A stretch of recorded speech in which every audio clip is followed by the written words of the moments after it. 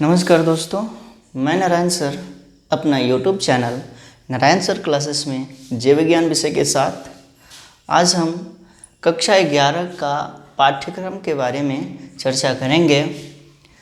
जैसा कि UP board का जो सिलेबस है एनसीईआरटी पैटर्न पर आधारित है। यदि आप जीव विज्ञान ईजी वे में समझना चाहते हैं तो मेरे चैनल से जुड़ जाइए। मेरे YouTube channel Narayan sir classes को सब्सक्राइब कीजिए और बेल आइकन को भी प्रेस कर दीजिए ताकि हमारे द्वारा अपलोड किए गए वीडियो का नोटिफिकेशन आपको समय से मिलता रहे। तो आज हम कक्षा 11 का पाठ्यक्रम के बारे में चर्चा कर रहे हैं। जैसा कि कक्षा 11 का जो पाठ्यक्रम है 5 यूनिटों में रखा गया है। जैसे कि यूनिट 1, यूनिट 2, यूनिट 3, यूनिट 4 और यूनिट 5। तो पूरा पाठ्यक्रम जो है 5 इकाइयों में रखा गया है, जिसे हम 5 इकाइयों के अंतर्गत पढ़ेंगे। यूनिट है क्या? तो एक समूह है जिसमें उससे संबंधित चैप्टर यानी कि लेसन रखे गए हैं। जो भी यूनिट होगा उसका अपना नाम है, एक समूह है और उसके अंतर्गत उससे संबंधित अध्याय को जो है उस यूनिट में रखा गया है। जैसे कि यहाँ पे यूनिट 1 है, पहला यूनिट जो है क्या, जैव जगत में विविधता। जैसा कि जितने भी समस्त जीवधारी हैं पृथ्वी पर उसमें बहुत अधिक भिन्नता है। अब आखिर में कौन से गुणों में ये भिन्नता रखते हैं, कौन से जीवधारी एक साथ रहते हैं फिर भी उनमें भिन्नता है, इन सब के बारे में जो है इस यूनिट के अंतर्गत पढ़ा जाएगा। जो है क्या, जैव जगत में विविधता। इसके अंतर्गत जो अध्याय है वो पहला अध्याय है जीव जगत, जीव जगत। उसके बाद से दूसरा अध्याय है जीव जगत का वर्गीकरण, यानी कि समस्त जीवधारियों का जो वर्गीकरण है वह किस आधार पर किया गया है, वर्गीकरण की क्या रूपरेखा है, इसके बारे में हम इस अध्याय में पढ़ेंगे। उसके बाद से है वनस्पति जगत, तीसरा अध्याय, और चौथा अध्याय जो है प्राणी जगत है। वनस्पति जगत के अंतर्गत सभी पेड़ पौधों को रखा गया है। उसी तरह से प्राणी जगत के अंतर्गत समस्त जंतुओं को जो पर पोषण करते हैं यानी कि परपोषी होते हैं उनको रखा गया है। फिर यूनिट 2, यूनिट 2 का जो नाम है वो है पादप एवं प्राणियों में संरचनात्मक संगठन। पादप एवं प्राणियों में संरचनात्मक संगठन। तो पादप यानी कि पेड़ पौधे, प्राणी यानी कि जंतु, इसमें मनुष्य भी आएंगे। तो इसके अंतर्गत जो अध्याय आएगा क्या, 5वां, पुष्पी पादपों की आकार की।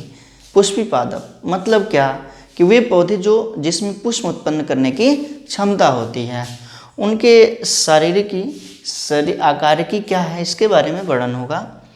उसके बाद से अध्याय 6 है पुष्पी पादपों का शरीर। जैसे कि पुष्पी पादपों का शरीर है क्या, तो इसके बारे में जो है इसमें वर्णन किया जाएगा अध्याय 6 के अंतर्गत पुष्पी पादपों का शरीर। उसके बाद से अध्याय 7 है जिसका नाम है क्या, प्राणियों में संरचनात्मक संगठन। उसके बाद से यूनिट 3, यूनिट तीसरा जो है क्या, कोशिका संरचना एवं कार्य। इसमें जो है कोशिका है क्या, कोशिका की संरचना के बारे में और उसके कार्यों के बारे में वर्णन किया जाएगा। इसके अंतर्गत जो अध्याय आएंगे, अध्याय 8 क्या है, तो कोशिका जीवन की इकाई। शुरू से ही हम पढ़ते चले आ रहे हैं कि समस्त जीवधारी जो है एक या अनेक कोशिकाओं के बने होते हैं। कोशिकाएं जो है जीव शरीर की क्या होती है, इकाई होती है। तो उसके बारे में क्या है, अध्याय 8 इसके बारे में देखा जाएगा। उसके बाद से है अध्याय 9 जो है क्या, जैव अणु। मतलब क्या, जीव शरीर किन पदार्थों से बना हुआ है, उन रासायनिक पदार्थों के बारे में, जैसे कार्बोहाइड्रेट है, प्रोटीन है, वसीय अम्ल है, इसके बारे में जो है इस लेसन के अंतर्गत हम चर्चा करेंगे। उसके बाद से 10वां लेसन है क्या, कोशिका चक्र एवं कोशिका विभाजन। मतलब क्या, कोशिका तो विभाजित होती रहती हैं, 1 से 2, 2 से 4 इस तरह से। और विभाजित होने में कौन सी प्रक्रियाएं होती हैं, ये जो है इस अध्याय के अंतर्गत हम चर्चा करेंगे। उसके बाद से यूनिट आता है चौथा, जो यूनिट 4 है क्या, पादप कारिकी। मतलब क्या, पौधे में कौन सी क्रियाएं हैं, मुख्य रूप से उन क्रियाओं के बारे में इस यूनिट के अंतर्गत पढ़ा जाएगा, जिसमें अध्याय 11 जो पहला, जिसका नाम है पौधों में परिवहन। जैसे कि हम सभी जानते हैं कि पौधे भूमि से जल और खनिज लेते हैं। जब भूमि से, मृदा से जो है जल खनिज लेते हैं और बहुत ऊंचे ऊंचे पौधे होते हैं, वहाँ तक जो है जल खनिज कैसे पहुँचता है, इसके बारे में जो है यहाँ पे हम चर्चा करेंगे। उसके बाद से अध्याय 12, इसका नाम है खनिज पोषण।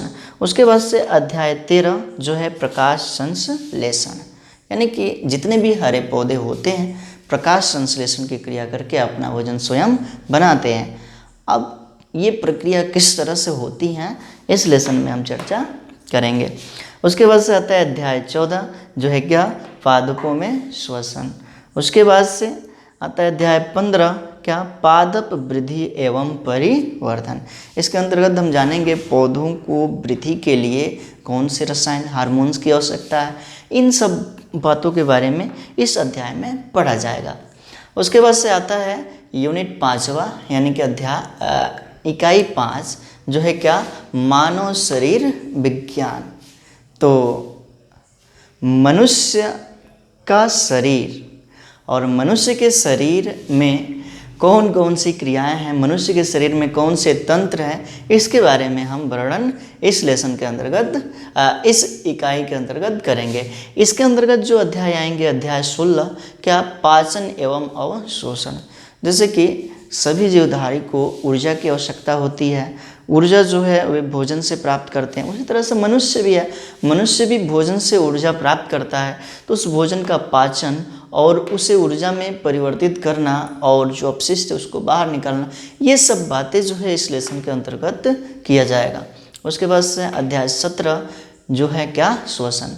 मनुष्य में श्वसन कैसे होता है, जैसे कि ऑक्सीजन ग्रहण करना, कार्बन डाइऑक्साइड वातावरण में छोड़ना, ये इस सब प्रक्रियाओं के बारे में हम इस अध्याय में वर्णन करेंगे।